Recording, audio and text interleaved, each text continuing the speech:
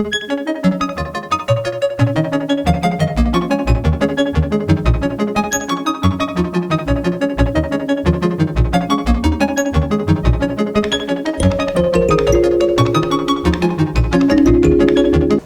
so in the first part of the video I was building a new computer using Be Quiet and Intel CPU and GPU.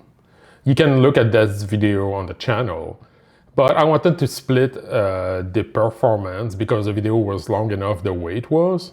So what I did next is that I wanted to run some synthetic benchmark to get some idea of the performance of the machine, especially on productivity level using quick sync, encoding, and things like that. And then I wanted also to look at some quick gaming benchmark. Now I reviewed the GPU already in March, so it's not really a full review of the GPU that way, but more looking at like what kind of performance I can get with that build. Okay, so the first thing I test is my 1.5 gig cable modem connection.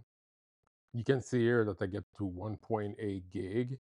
So clearly the 5 gig network card on that build is working well. Same thing with Steam. You can see here that it's at 1.7 gig a second. So clearly the internet is working well. I haven't tested Wi-Fi 7 yet for that build. I then did a quick benchmark with Crystal Disk Mark. The PCI Gen 5 drive has a maximum speed of 11 gig, and we get to 10.5 here. So the drive is clearly fast, but I don't think I'll see a difference in gaming. Geekbench 6 was next. You get 3095 for single core and 20,600 for multi-core. So if you need productivity with a lot of core, that really seems a good productivity machine there. Cinebench 2024 was next. You get 1959 multi-core and 139 single core. So you get a 74% increase in performance versus my 7800 X3D. Then I use the CPU profile benchmark for 3D Mark, which used the multi-thread benchmark, and I get 16,661. So it's over the double versus my X3D processor. Then I ran OCCT with the default Intel profile and BIOS, which go up to 252 watts for PL2. And you can see here I get to 40 to 50 watt of performance and using all the CPU cores. I get to 94 to 100 Celsius for the CPU temp, and the TG max is 110 on this processor. Then I activated the 295 watt PL2 MSI overclock profile, and I would pull like 280, 290 watts on the CPU and being at like 105 Celsius, very close to the TG max, but never like shutting down. Of course, those benchmarks are just like to test the CPU and making sure the cooling is working, but that's not really a real life scenario. Then I reran Cinebench and 3D Mark CPU profile to see if I would get a difference in multi-core performance with the 295 watt profile. You could see some gain on it, but it was still minimal. I then put it back on the regular Intel profile to make sure that like the AIO was really working correctly, which is the case. Gaming performance was next. I started like always with Divinity Original Sin 2 because I played this game for like 7 years. So it's not the most demanding game, but like you would get between 120 to 140 FPS with the Intel Arc B580 with everything on Ultra. So the performance were good and smooth. I didn't feel any dip. Monster Hunter World benchmark was next. I started with the FSR balance profile. Then I switched to XeSS1 balance profile, and then did a performance at XeSS to just see uh, in ultra wide resolution what kind of performance you would get. You can see here an average of 45.7. Also, it was interesting because I was using between 10 to 11 gig of VRAM. So clearly, if you only had a 8 gig card, you're leaving some performance on the table at 1440p. You would get a higher score using XCSC balance, and then I use performance for 53.6 frame a second. They're clearly a way to lower the setting and get more performance for it, but that this game is famous for poor performance. Then I ran Cyberpunk 2077 benchmark, first at FSR 3.0 with high settings and no ray tracing. And then I run XCSS 2, uh, same at high setting without ray tracing, and you would get around 80 frame a second in the benchmark. Then I run the benchmark at ray tracing low, and you would get between 60 to 70 frame a second, as you can see here with the benchmark running.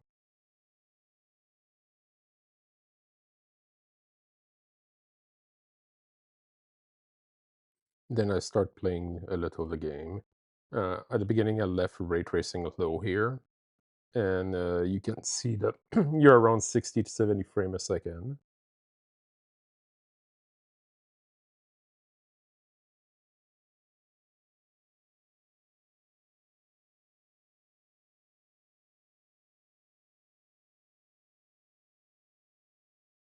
Then I play with the settings, but I end up leaving it at high with no ray tracing with XCSC2, but using performance instead, and I would get around 90 frame a second. And it removed the input lag that I felt when I was using ray tracing low. So everything is kind of smooth now this way, and clearly the card is still performing super well for Cyberpunk 2077.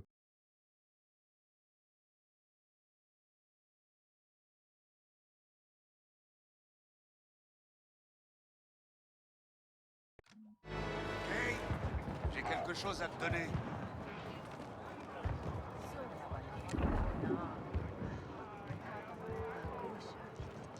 Hey, viens par ici.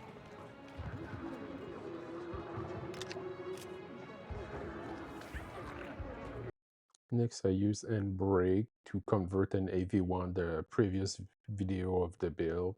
It took 19 minutes using Quick Sync. And then with DaVinci Resolve, I rendered the previous video in 9 minutes, which is 2 minutes quicker than like my MacBook Pro, but using around 175 watts of power. So what do I think of my Be Quiet and Intel build? Well, I think the build looked amazing. The case is really great in white, and there's plenty of ventilation. I will look individually like soon at all the parts in that video, but basically like it would have been easy to just switch my AM5 like CPU and motherboard and the new case and just call it a day. But I thought it would be more interesting looking at what Intel was doing. And when I look quick at review, the 265K seems to be the CPU to get, because the 285 is quite expensive and use a lot of power. So everywhere it was kind of like, if you need to get one of those for Intel, for productivity reason, look at the 265K. So this is why I asked those, and also it was in the mid-range to budget build, though budget build don't exist anymore. But in the mid-range, the CPU is like 400, and I saw it in bundle for Black Friday at $299, which bring a way more interesting discussion. Because when I bought my 78X3D, it was like, I think $529 the default price, but I got it for $400 or $429 in the bundle.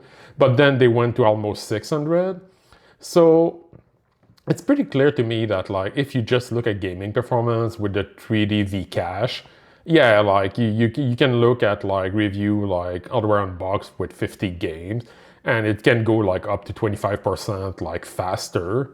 But because you can get the CPU cheaper now, I think it's an interesting way to look at Intel. Depending on the price you get the CPU, if you're more like you want an all-around CPU for productivity, some gaming, there's case when having the 20 cores and 20 thread could be like super useful for you.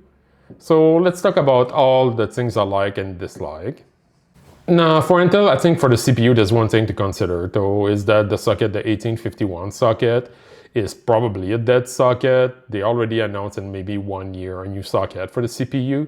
Now, we're very close to CES, and I think it could be interesting to see, like, let's say that the future is unknown for that socket. We don't know if they're going to continue to release new CPU. While AMD already said for AM5, they're going to at least release to 2027, like, or more new CPU. So we don't know what our Intel plan for that socket. Now, it's also depend what kind of user you are. If you upgrade every 2 or 3 years your CPU, yeah, that can definitively be an issue.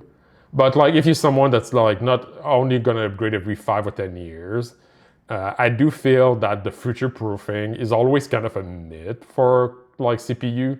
Like, yeah, it's nice. Like when I got my 78X3D, like they already released the 900,000 series and now maybe a 10,000 series like after CES. So it's good to know I like having this pad because I did that with my AM4 build. I got a 2600, then a 3600, then a 5600X.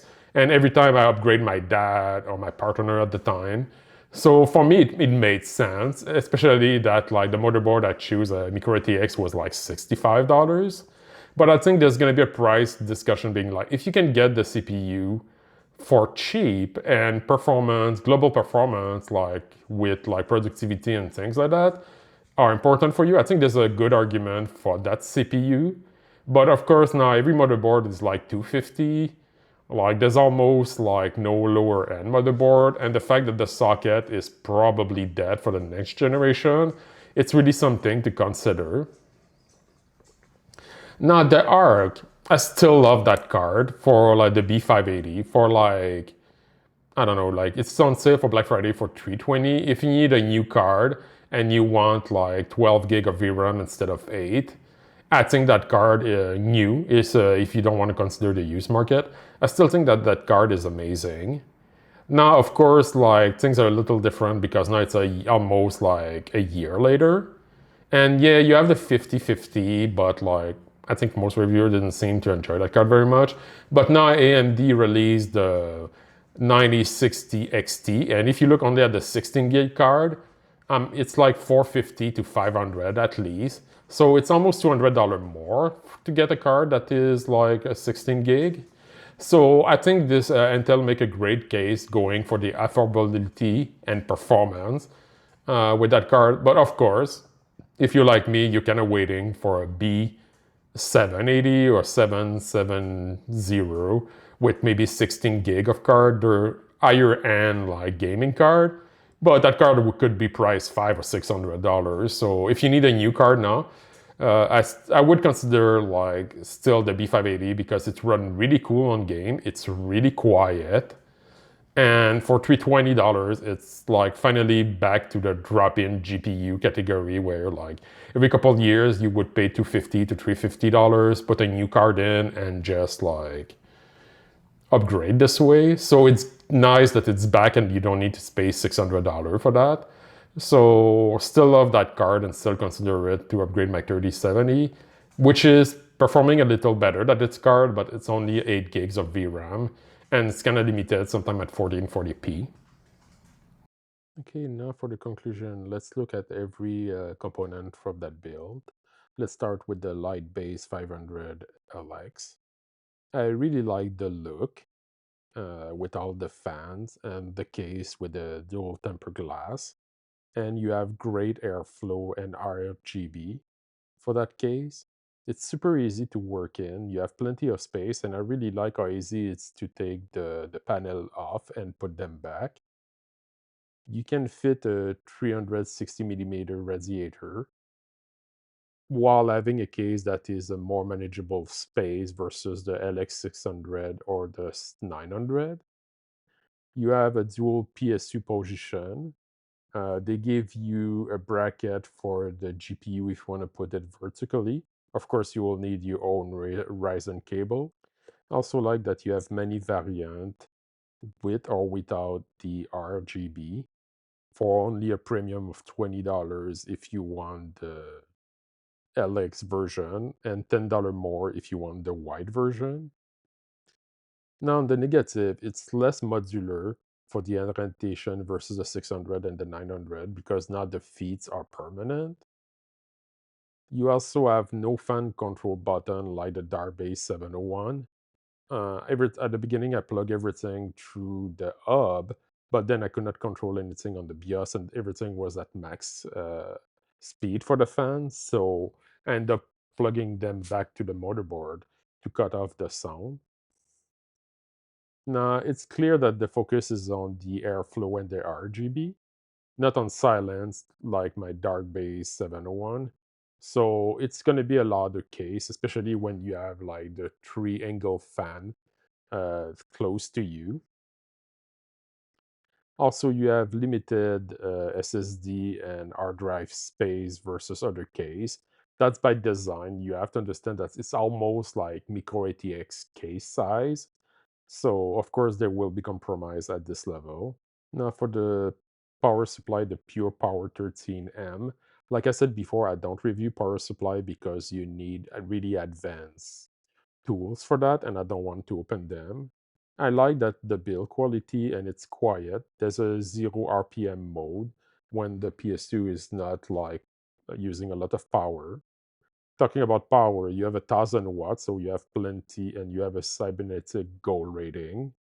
The unit is compact, so it was perfect for a smaller case. It's modular, and you have up-to-date standard with PCI at 5.1 and ATX 3.1. On the negative, there's not much. You have good value, but you can find cheaper PSU uh, elsewhere. But the build quality is super nice. And also, I wish there would be like shorter cable also available. Like if you plug the hub, you will use a SATA cable, but then you have like maybe 3 or 4 plug on that cable instead of having a single cable with only one. So I wish they would bring more cable option in the box. Now for the AIO, the Pure Loop 3 LX, you have a great look and you can cool off like 300 watts of heat, which my CPU would generate without problem. You have 10 decal option for the CPU block. It's a nice way to have customization without having a screen. It's easy to install and you have clear instruction in video and PDF. You also have low noise and you can feel that the build quality is super nice. But on the negative, you have a shorter warranty than some other AIO.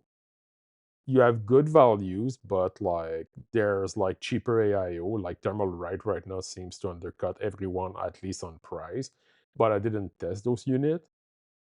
And I also wish that you would have more faceplate option, like a file you can download and then make your custom option. I think that would be a good way, like to bring something new in the AIO space. Because Be Quiet already did it with like a cover and faceplate, so I wish there would be a next step soon. Now let's talk about the 265K CPU. You get a CPU with 20 core and 20 threads. The pricing, especially on Black Friday now, is like $299, which is a super interesting like conversation now. I feel if you need an all-around productivity and gaming CPU, it's a really good choice for that.